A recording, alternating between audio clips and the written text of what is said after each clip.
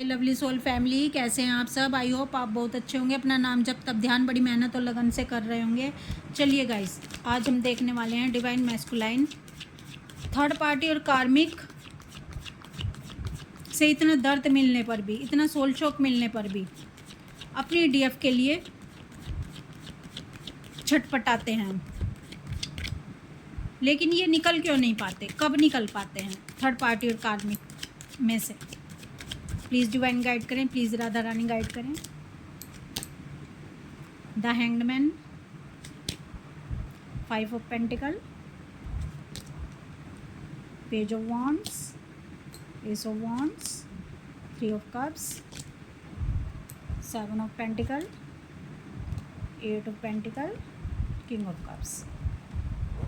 देखिए गाइस, ये जो डिवाइन मैस्कुलाइन है, ये थर्ड पार्टी और कार्मिक में इनको इतना पेन मिल रहा होता है, इतने सोल शॉक मिल रहे होते हैं, उसके बाद भी ये वहाँ से निकल नहीं रहे होते। क्यों नहीं निकल रहे होते? क्योंकि पिछले जन्मों का इनका कर्मा होता है, कर्म जुड़े होते हैं उनके साथ। जो इन्होंने बुरा उनके साथ किया होता है तो इनको वो सब सहना पड़ता है, चाहे वो डीएम हो चाहे वो डीएफ हो, क्योंकि डीएम और डीएफ की लाइफ में कार्मिक भर भर कर होते हैं।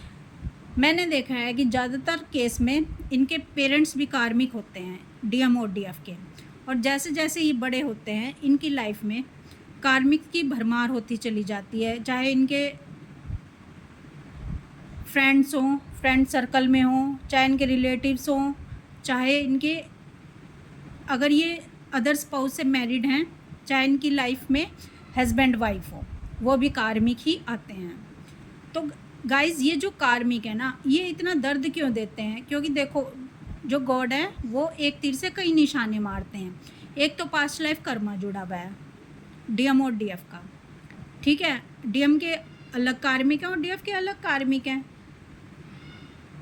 इन सब से पास्ट लाइफ कर्मा जुड़ा हुआ है। तो सीधा सा फंडा होता है कार्मिक का, थर्ड पार्टी का, कि भाई जो दर्द दिया था, जो दर्द वाली एनर्जी तुमने दी थी, वो ले लो वापस। और जब तक तुम ऐसा नहीं करोगे, तुम्हें सेलिब्रेशन करने का कोई हक नहीं है। अपनी डीएफ के साथ, अपनी डीएफ के साथ रियूनियन में जाने का कोई हक नहीं है। और डिवाइन भी यही चाहते हैं, भाई अपना कर्मों के लेखे जोखे पूरे कर लो और तब आप जन्म मरण से निकल सकते हो। अब जब तक अगर डीएम की शादी नहीं हुई तो डीएम की लाइफ में ऐसी गर्लफ्रेंड ज़रूर आएगी, ऐसी बंदी ज़रूर आएगी जो इनको चीट करेगी, जो इनको धोखा देगी। और इनको लगता है भाई यहाँ सच्चा प्यार है ही नहीं इस लाइफ में। यहाँ तो सब अपने स्वार्थ पूरा करने के लिए एक दूसरे से रिश्ते बनाते हैं, तो इनको वहाँ से भी धोखा मिलता है। और डीएम जब अपनी डीएफ के साथ कनेक्शन में आते हैं, तो जैसा ये अपनी डीएफ के साथ करते हैं ना, वही इनको फिर कार्मिक थर्ड पार्टी के साथ भी वही सब रिटर्न होता है, वही धोखे रिटर्न होते हैं, वही चीटिंग रिटर्न होती है इनको, वही सब दर्द सहना पड़ता है। क्यों?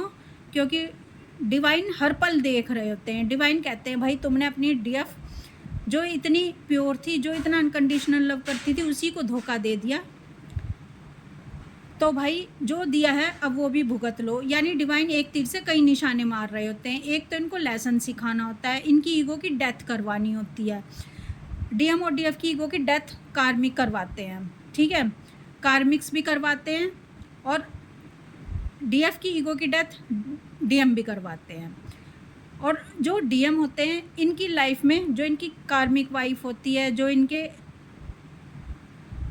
इनकी गर्लफ्रेंड होती है, या इनकी कोई भी थर्ड पार्टी, इनकी कोई भी सिचुएशन हो सकती है, इनकी जॉब हो सकती है, वहाँ से भी इनको पेन मिलता है, वहाँ से भी इनको दर्द मिलता है। तो कहने का मतलब है कि जब तक दर्द सह नहीं लेंगे, जो डीएफ को दर्द दिया है वो भी सह रहे होते हैं, कार्मिक इनको दे रहे होते हैं, और जो कार्मिक के पास्ट लाइफ के कर्मा होते हैं वहाँ उसकी वजह से भी इनको इनसे दर्द मिल रहा होता है।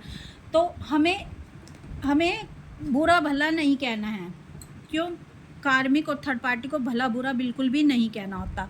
भाई जो हमने दिया है वो तो हमें रिटर्न मिल रहा है। अब हम अब हम इनको भला बुरा कहेंगे तो और कर्मा बढ़ाएंगे। तो हमें चुप रहना है, शांत रहना है, और हमें क्या करना है ताकि हमारा कर्मा जल्दी जल्दी इनसे ख़त्म हो जाए, हमें माफ़ी मांगनी है। किससे? डायरेक्ट जाकर नहीं, डिवाइन से माफ़ी मांगनी है। डिवाइन को बीच में रखना है और इन सब सोल से, जो आपके कार्मिक हैं, जो थर्ड पार्टी है, इन सब से माफ़ी मांग लेनी है। जब आप माफ़ी मांग लोगे तो धीरे धीरे ये आपको छोड़ देंगे। अब एक डीएफ का क्वेश्चन आया था कि मैंने सीधा सीधा कार्मिक को कह दिया है, फिर भी ये हमारा पीछा क्यों नहीं छोड़ते हैं? तो भाई ये आपका पीछा तब तक नहीं छोड़ेंगे जब तक इनका कर्मा बैलेंस नहीं हो जाएगा। तो आपको लड़ना नहीं है, आपको इन्हें भला बुरा नहीं कहना है, सिर्फ आपको इनसे मनी मन माफ़ी मांगनी है, डिवाइन को बीच में लाकर, डिवाइन को चार्ज देकर, और धीरे धीरे ये शांत होते चले जाएंगे।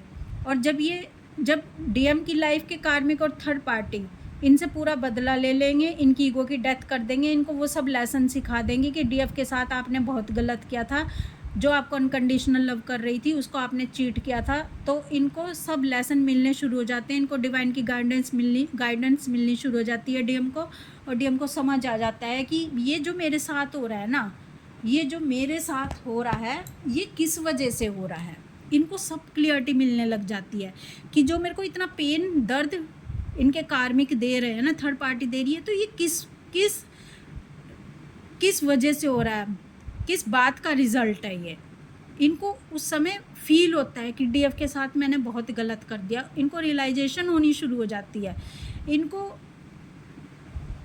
इनको अंदर से पछतावा हो रहा है, ये पछतावे की आग में जल रहे होते हैं, और तभी ये डिसीजन लेते हैं कि भाई मेरे को अब काम करना पड़ेगा, जो भी मैंने रायता फैलाया है ना उसको मेरे को समेटना पड़ेगा, उसको मेरे को ठीक करना पड़ेगा, इस रिश्ते पर काम करना पड़ेगा। अब तक डीएफ 2 पहियों पर गाड़ी चला रही थी, इसलिए डीएफ थक गई थी, हार गई थी, क्योंकि 2 पहियों पर गाड़ी नहीं चल पाती। अब डीएम को लगता है कि भाई मुझे एफर्ट लगाने होंगे, मुझे एक्शन लेना होगा, और तभी थर्ड पार्टी और कार्मिक इनको छोड़ते हैं जब इनका कर्मा बैगेज क्लियर हो जाता है, तभी इनके लिए रास्ते खुल जाते हैं।